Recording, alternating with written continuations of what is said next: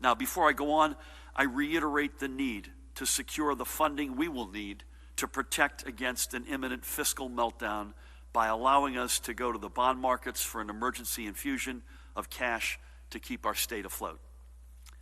The Senate has had this bill for 3 months. The Assembly, under the leadership of Speaker Craig Coughlin, has passed it, and I thank them once again.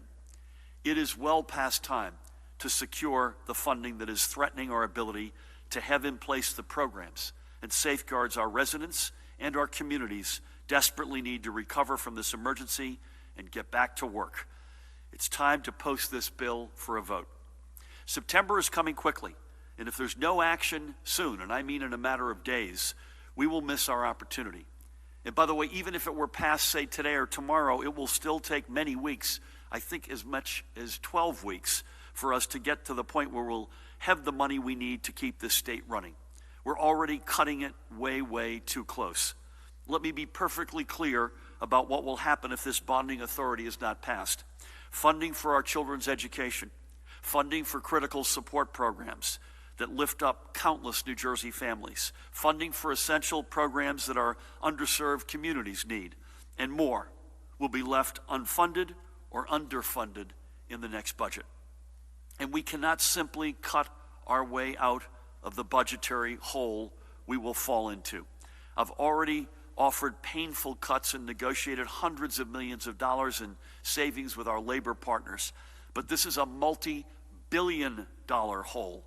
The level of cuts we've had give us no other choice but to make, we've had no other choice rather to make, but if we have to look forward to the next budget and take those steps again, it would set our state well back on its heels at a time when we need to be leaning forward into a recovery.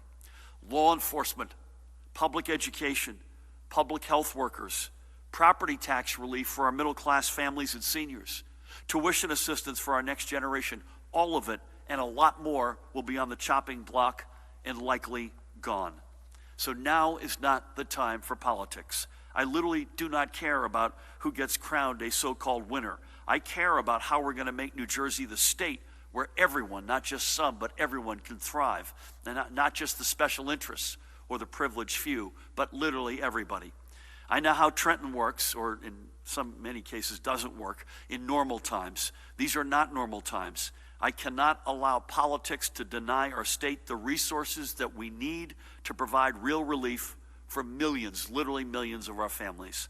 Again, the Senate has had this bill for 3 months. Let's get this done.